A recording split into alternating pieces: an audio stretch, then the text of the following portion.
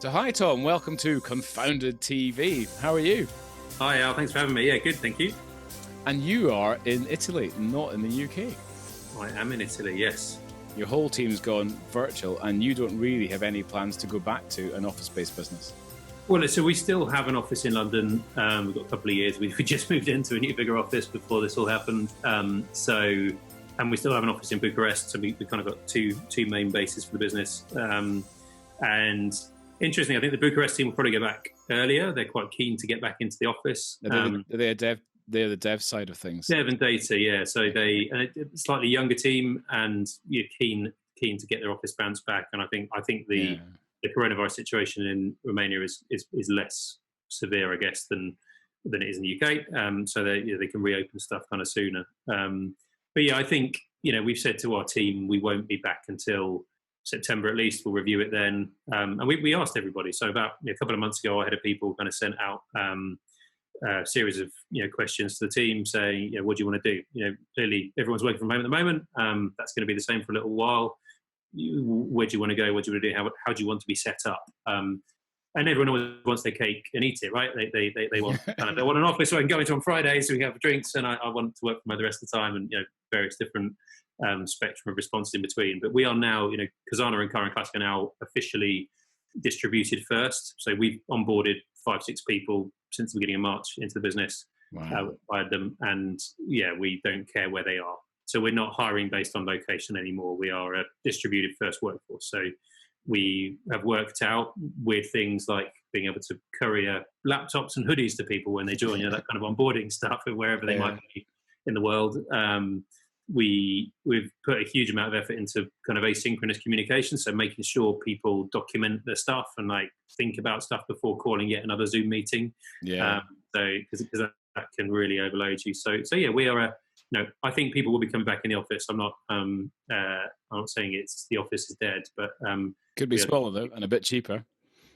In Scotland? No, if you once everybody's sort of going back, and not every day, everyone, obviously there's an opportunity there to not have quite so much real estate.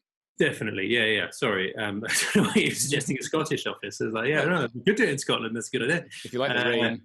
I think that's where we'll end up. And I think there's sales and marketing stuff that will always end up happening face to face once we're through this. Yeah, there's this kind of social thing, isn't there? Because I was doing some work for an affiliate company, and the whole affiliate business is based on who you've been out on the for beers with. I mean, pretty much the whole thing is all social, and this has been an amazing change for them.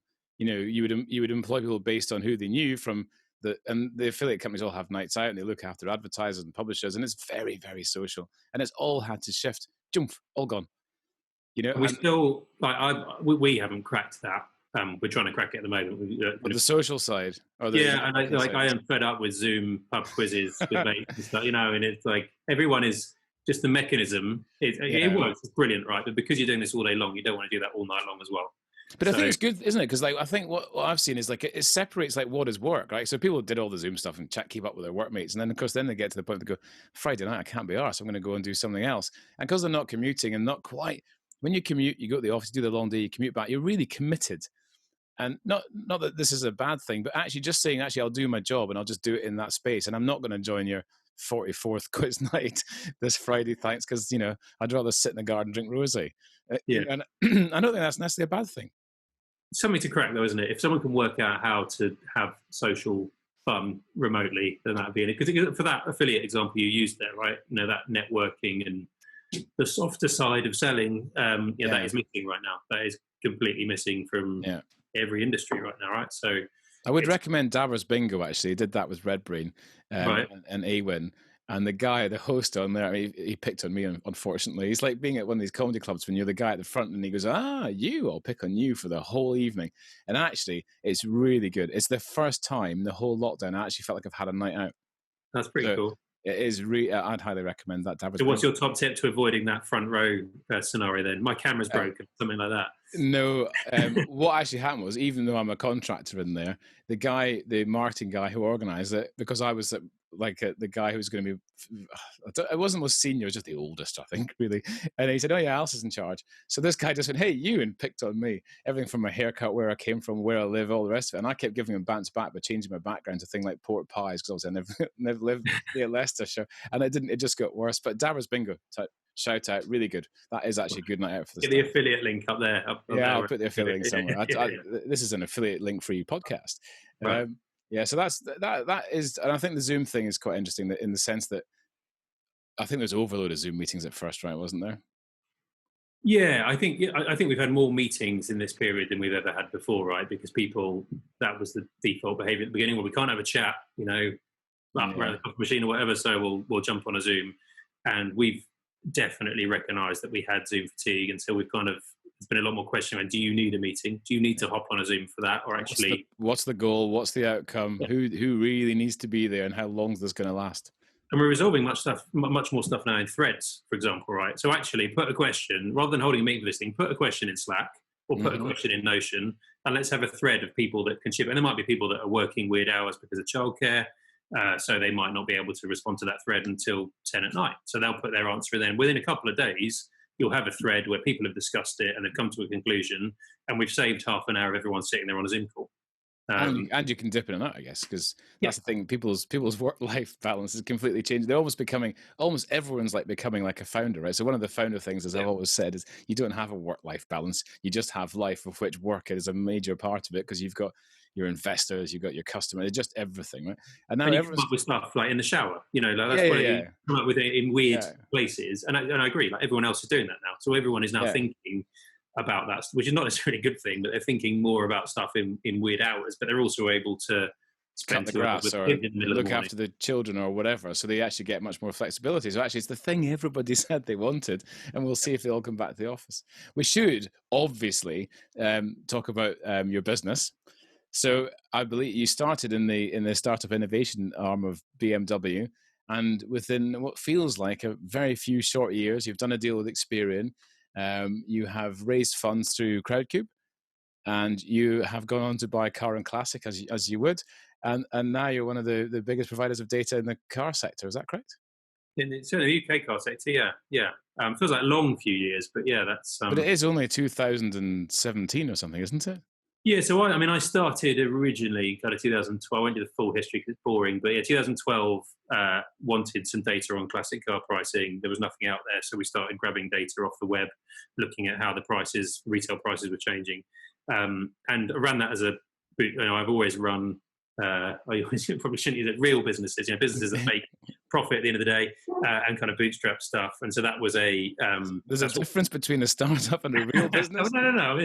Startup business is a business on accelerant, right? And you're not necessarily looking for end of the month profit, you're looking for growth, right? Whereas traditionally, I'd always, profit is key and cash is king and all those glib business phrases. So that's what I'd always traditionally run. So the first 4 years of it was all around that. It was about it was about bootstrapping something. So we had this website, UK Vehicle. We had a few 100,000 people a month that were coming to it to check cars before they bought them. So they wanted a kind of a provenance check on steroids. We brought all of this different data together that was kind of public domain and government and some data from Experian actually into one place. So we were very consumer to start with, but then the accelerant came in the form of VC in 2016.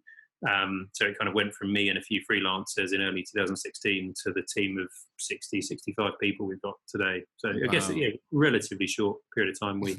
I think that's pretty short. 4 to 60 in a couple of years is pretty good. And that was Passion Capital, because they've got an eye for. They also have a good eye for business. Yeah, I think I've got a huge amount of time for Passion. We got very lucky. So people talk about the VC trudge being, the fundraising trudge being long and hard, and we got lucky. I think I met a guy called Rory at BGF who was gave me some amazing advice. But Rory Sterling, wasn't it? Yeah, Rory Sterling, and he's like, "What are you doing here? This is way too small. You're way too early stage for us. Go talk to Passion." So Passion were our second VC conversation. So kind of very, very, very lucky in that. They were interested. And children, that's not normally what happens when you. Normally it's 100 phone calls and they all tell you to go away. That's Tom being jammy. Yeah. But it's serendipity and luck, isn't it? Right? Because everyone, you can read you read some of the stuff that the idiots on LinkedIn put out about if you follow this formula, you can successfully raise funding for your business tomorrow. A lot of it is the business, the timing, the contacts, the network, and then just actually being introduced or knowing somebody. And that's where the hard work really comes in, isn't it? It's like the networking you put in will pay off in spades. The only reason we're having this conversation is we met over a coffee for absolutely no reason whatsoever. True. Yeah, true. Apart from the fact we were starting stuff. And and that pays off. And that's the one thing you should really, for young or first time founders, doesn't have to be young anymore, I guess. But is that network. Because I remember one of my co-founders, he shall remain nameless, said, "Your meetings are a waste of time, Campbell," which is a famous phrase out of Braveheart. Your meetings are a waste of time. I can't even do a Scottish accent. But however, I don't think they are. I think there's a kind of weird logarithmic impact that they have. The more of them you have with people who are interesting and useful and bright, obviously, not just meet anyone. Yeah, I think it's the key thing. There's I think definitely in those early days, it's absolutely essential. It's weird actually as stuff grows and as the business goes through different kind of steps on the ladder. Now it's much more about process, and I'm terrible at process, which is why I've hired a bunch of people that are brilliant at it and a real, and I'm really good at bringing the right processes in and doing it in the right way. So like hiring is a good example, right? We would almost speculatively take CVs from recruiters back in the day when you've raised some money and you're desperate, or you've sold something big, or you've grown a new product, desperately need resource here. Okay, I'll take one of those speculative CVs coming through into my inbox, and it almost, I don't think it ever worked out any of those hires. Whereas now, recruitment is a real process. We put a lot of effort into working out we have a brilliant person who really understands the process and has put an amazing process in place, Ben, to help us work out exactly what it is we're looking for, help all that cultural fit stuff first. So you can turn all this stuff into process, and it becomes less about luck and more about following the right steps. But I totally agree with you. Like in the early days, it's about lots of those random coffees, and stuff comes good off the back of them, which is pretty cool. It's interesting, isn't it? Because what you're really saying is you have a vision, you put stuff together, you hack stuff together, you work hard, you network, you get some cash, you keep building, and there comes a point where it pivots from you being a jack of all trades and having all of this in your head to going, actually, now I need to pay somebody who's an expert at this one bit and let them get on with it. And that's obviously, I think that's probably a time of running a business is a bit weird when you go from it's really uncomfortable. It's really uncomfortable. It's a transition I've probably just been through, or probably still going through. But you condition yourself, right, in the early days of running a business to good looks like, results look like doing everything, working really hard at everything, right? Yeah. Whether that's sales or marketing or copywriting or dev even. Or which coffee machine to buy, right? It's literally everything. It's literally the lot. And then good looks like now finding a bunch of really brilliant people, like the best possible people that are 10 times better than me at all of those individual things, and creating an environment where they can go do their thing. It's a very different world, a very different job, frankly, right? So my job changes every quarter, and there's a business change every quarter. And my job changes every quarter, and it's weird. Like it's a bit uncomfortable at the beginning when you're conditioned to doing loads of stuff equals success. And now actually helping a bunch of people, creating an environment for the right people to turn up and do stuff equals success. Yeah, it's good fun though, isn't it? It is, yeah. Yeah, it is good fun. So you raised some money from passion, and then you did some quite good hires after that from the sector, and then then you continue to grow out the data, and then so from there to sort of you then did that deal with Experian. How long was that period, and what was sort of changes you were going through there? So we did a deal with Experian in 2019. So earlier last year, but prior to that, I think the market we're going after is there are a couple of pretty legacy players in the car data market that have been doing the same thing. Really? Being polite. But doing the same thing in the same way for a long period of time. And to be fair to them, have done a brilliant job of being quite monopolistic. So they kind of got their claws in, and it's quite hard to displace them.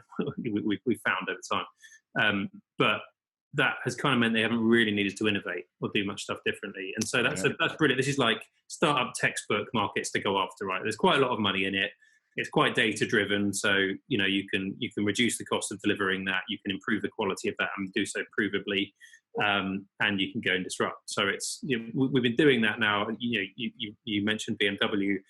I kind of turned up to their innovation lab in 2016 in a pair of shorts and t-shirt to a room full of three-piece suited BMW executives from Germany. I could have told you that would happen. And said, we've got this quite interesting data from the retail market. It allows us to better project the current and the future value of vehicles. Is that of interest? And it was very interesting to them. We ended up doing the innovation lab with them and getting a commercial contract off the back of it. And that's where we kind of realized, actually, we've got something quite interesting here in this space to be a modern valuation provider, a modern vehicle data provider. And so, that grew organically in the dealer space, in the insurance space, and in the lender space over the last, from 2016 to 19. And then, we did this quite big deal with Experian, who have got lots of their own great data, wanted to add our data into the mix and wanted to improve some of their legacy platforms. So we power a lot of their tech for them in the auto retail space, and they resell a lot of our data into their kind of lenders as well. So that's fantastic though, because they've got the name, they've got the reach, and they're taking it out there and saying, this is good data, we buy it, we use it, you should buy it too.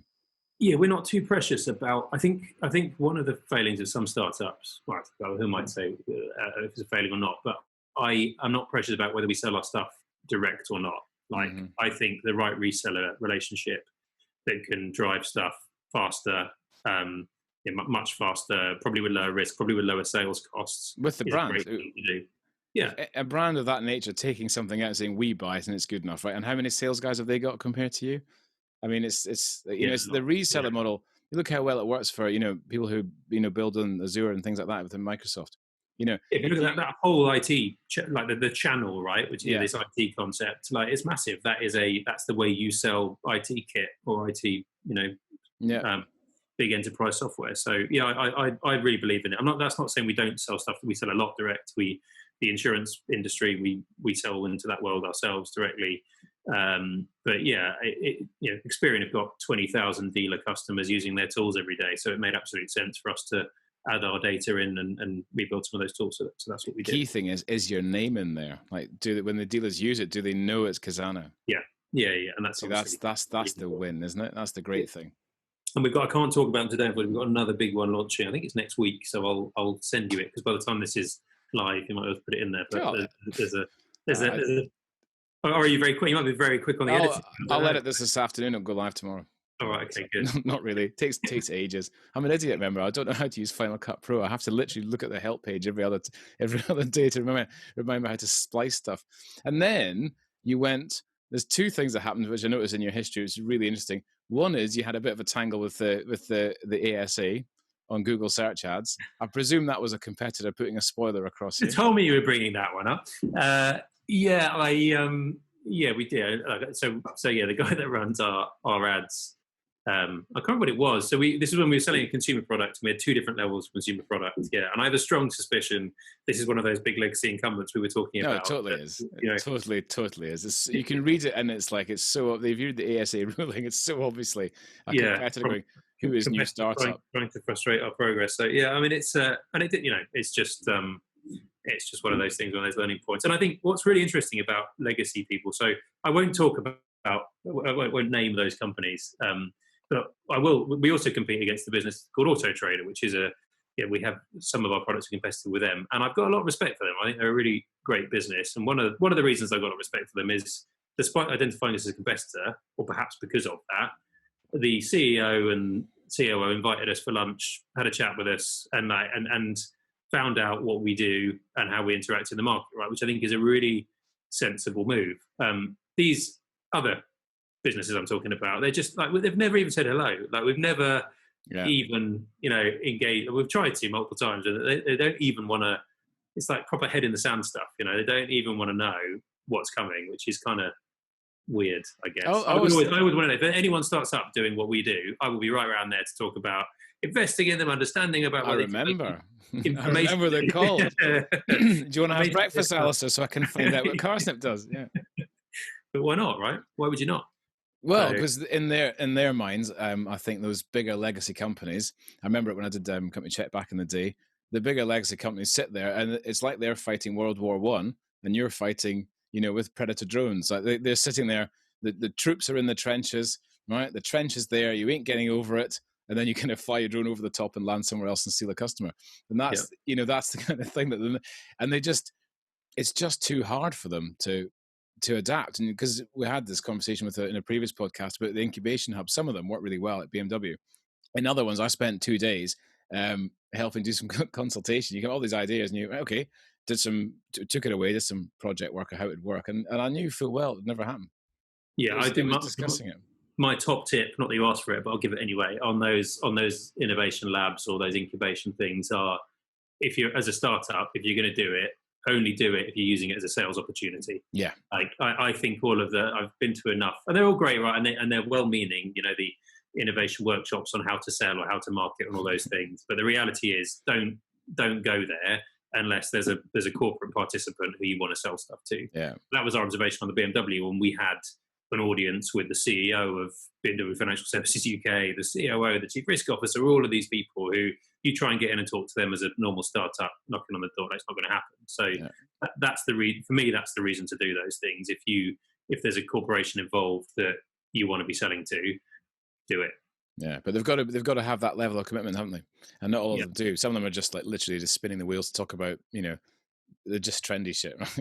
Oh, exactly. Part-time head of innovation is wheeled in to do and there's no real connection up to the top. Yeah, I mean, I think that's why the BMW one works well, and they've had multiple years of it. It's continued to work well because you get access to the whole organization. You get a pass, like you're walking around the building, talking to people. Literally, you get a pass, like to go and get into the, into all the offices, and you can wander in and have a chat with the CEO.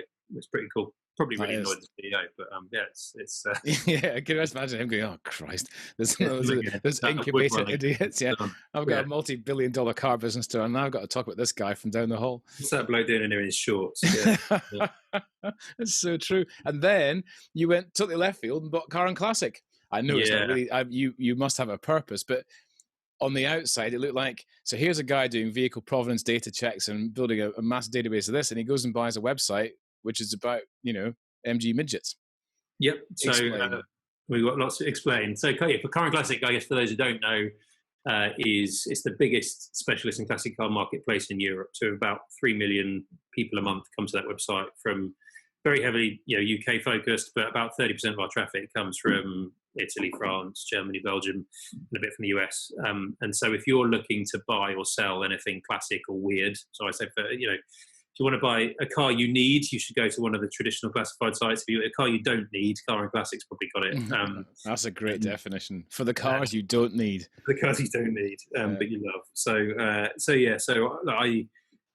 overnight success, right? But actually, I started working on that acquisition in 2015. I dug out the emails the other day, so I kind of approached the owners back in 2015 and said, "Would you ever want to sell?" And anyone that you're a car guy, like anyone that knows cars will know Car and Classic, and they'll be, why has that looked so bad for so long? It's a website that was built in 2005 and then never changed. So I think power to them though, because they must have had a fairly nice life.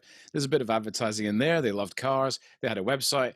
And they didn't love cars. They didn't love cars. Fascinatingly, did they? There were two partners actually, and one of the partners, who actually sold out a few years earlier, did love cars, but the guy that I bought it from has no interest in cars. Wow. He has interest in display revenue, basically, and that was no interest at all. So I obviously, petrol head, love the site.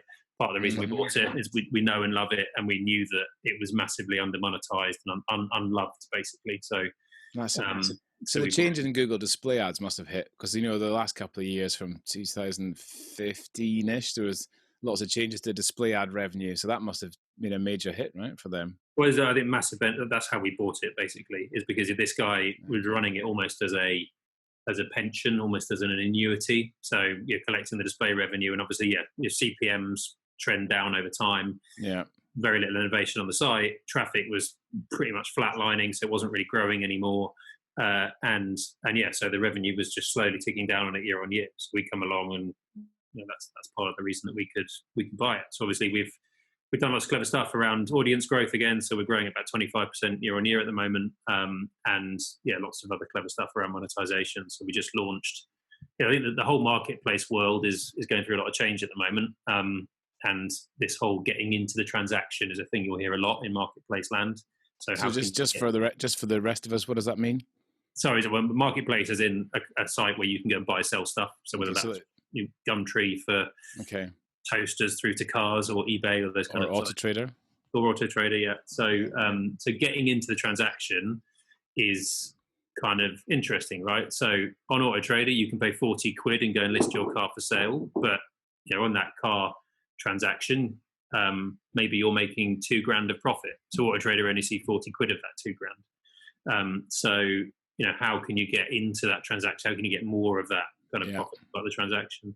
And so what we've done on Current, the great thing about Current Classic is it was not monetized at all. So there was no display. Sorry, there was only display revenue on it. There was no charging of dealers. There was no kind of supporting of consumers through the transaction process. So that's awesome, right? It's very hard for an established classified business like Auto Trader to radically change the model, right? When you're listed, when you're pulling in over 300 million quid per annum on the same model, very different to suddenly pivot that. Whereas with Current Classic, we weren't making any money off our classified, so actually we could invent something new, and that's what we've done. So we've launched an auction service. So that allows us to safely transact a vehicle between two users. One of them might be a dealer, one of them might be an individual, they might both be dealers, and we take a piece of the transaction. So we charge a 5% commission on a transaction to get it done. And our part of the bargain is we bring lots of buyers to the mix. We go and take photos of the car and describe it properly, and we have an escrow service that helps the vehicle safely transact. So more service to the customer, a pretty I'm not here selling, a pretty cost effective fee to the customer, and we take more out of that transaction. And that's something that that classified world is kind of striving to move towards.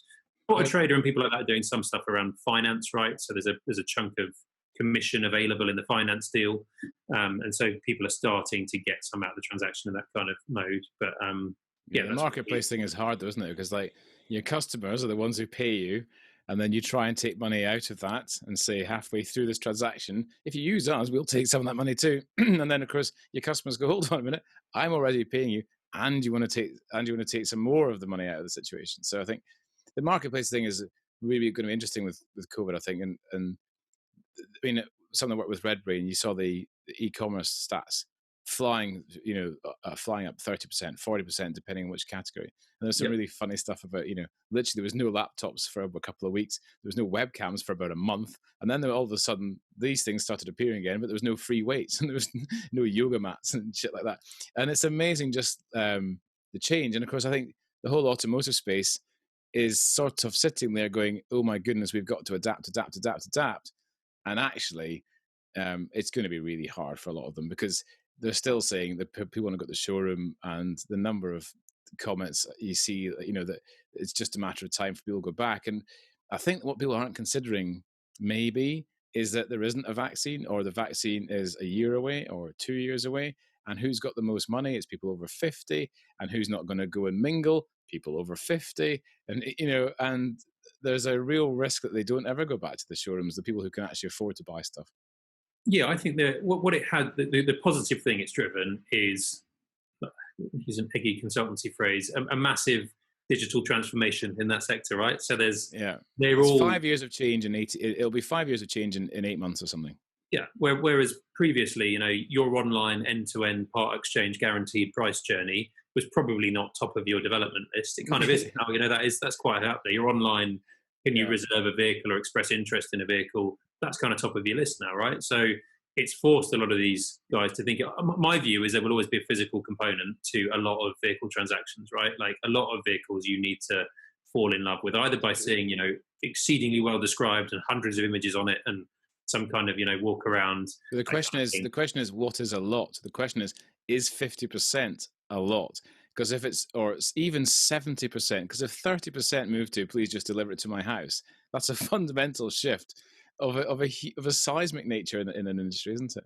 Yeah, it is, and a lot of the people that are doing that are offering it's 7-day test drives and things like that. So if you don't like it, which is kind of, you have to do anyway under some of the consumer 14 days technically.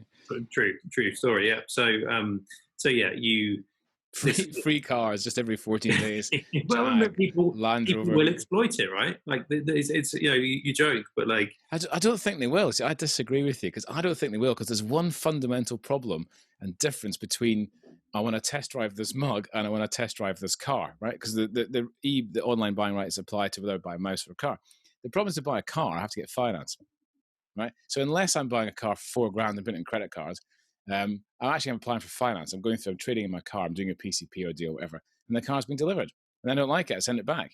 Okay, send it back. Finance is cancelled. Everything's ripped up. and then I go to another dealer and buy another car, and I have to go through finance again. Except this time, there's a hard credit check, and Yeah. the finance will actually show us still outstanding, because Experian and ClearScore and everybody are actually, if you look at them, they're actually always a few weeks behind. So you'll go back into the next dealer, and they'll say, no, you can't have a car because you've already got a 25 grand loan outstanding to Black Horse, whatever. So I think they're actually protected in a way by the purchase process. We use finance. Yeah, no, it's a good shout, and I think people work through this stuff, right? I mean, that's the reality. Like the industry will work out how to work through it fast, but there's a lot of these little things to work out. But I think my point is, at the moment, this has forced them to think through this stuff, right? Whereas this probably wouldn't have naturally happened for another, I don't know, 5 years in a big way. It's going to happen right now. You know, as you say, the next 18 months will be full of this kind of transformation, which is great, right? That makes that will make the industry more relevant. It will make it hang around for longer. Like, it will make it thrive despite this, and that's a good thing.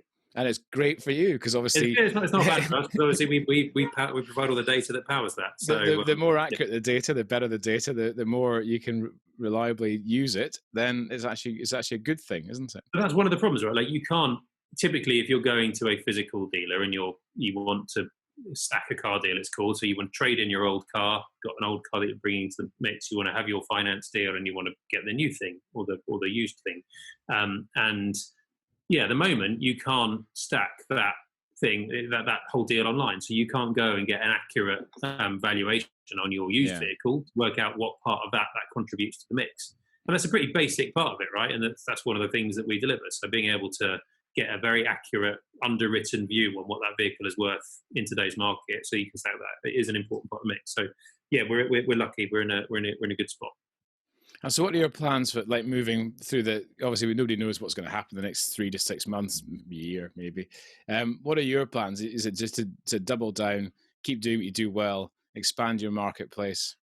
Yeah, so we've got, in dealer world, we're doing lots to help that transition. We recognise that they've had quite a lot of pressure from a revenue point of view, frankly, through lockdown. You know, that wasn't a fun period for a lot of dealers. So we're doing more to help, I suppose, than massively grow our business in that space. So we're applying a lot of the tools to kind of help them out on that digital transformation. But insurance world for us is growing really fast. So we do a lot of work in the motor insurance sector, helping insurers. Most total loss valuations now use Cazana data or look at Cazana data. So if you have your car stolen or have it damaged, a few years ago, the financial ombudsman came out and said Cazana should be looked at as part of that process. So that's a win. Yeah, it's great, and it took us a while to get that approval and get that recommendation. But so most insurers will now look at it as part of that, and we're doing more and more in the underwriting space as well. So helping insurers understand what's that vehicle worth when it goes on to cover, being able to provide better insurance quotes to customers. Let's say your car's got lane assist or it's got low speed automatic braking on it. A lot of insurers don't know that at the moment. They don't know if your Golf has got that installed on it or not. We help them understand that. So, and obviously those things can have a material impact on the cost of the insurance. I guess like stuff like that, it actually has quite a major impact, because if you have a little front end shunt in your Golf with the lane assist and the passive stuff, all the sensors on the bumper, instead of just a bit of plastic, it's like $2,000 worth of kit. And the rest, yeah. I mean, and the rest. Some windscreens on some, I won't mention manufacturers, can be £2,000 to replace the windscreen now, because it's got 6-7 sensors in it. So, it can be quite expensive. That's amazing.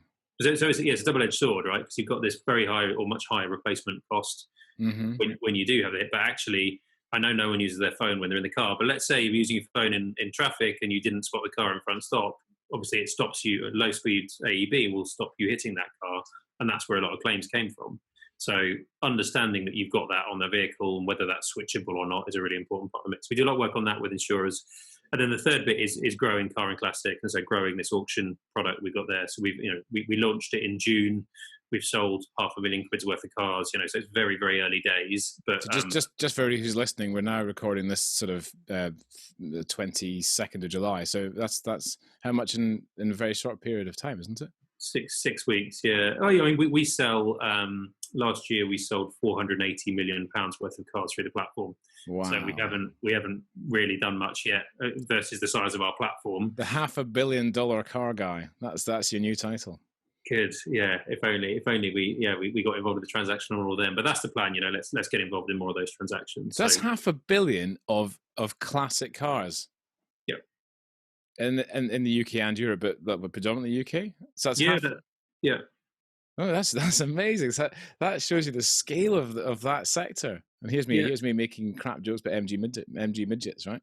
No, and look, our sweet spot is the everyman. But we've got Ferrari GTOs on that site. You know, we've got So it million. really is We got everything. everything. That is amazing. I Yeah. take back the MG midget joke. I'll just call it the Ferrari Enzo website. Yeah, yeah. I mean, Half a billion is a big number, though, isn't it? Yeah. For that sector. How many just off the top of your head? How many transactions actually happen in the classic space that you know of? So we don't. I mean, we know we've got, the lion's share of the market in terms of what we do. We don't know how many happen in post office windows or by brokers. It depends on the part of the market, right? So if you're a lot of the very high end stuff still happens via black books. Yeah. It's still broker based business. But I would guess we've got 70-80% of the market, certainly in the UK. Do you know how big that is? I mean, how many transactions that is? Yes, I mean it's about 90,000 transactions per annum. That's significant, isn't it? It's quite interesting as well.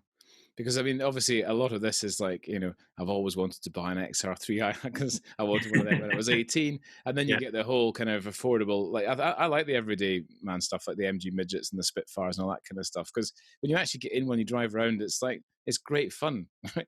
Because actually, you don't have that whole.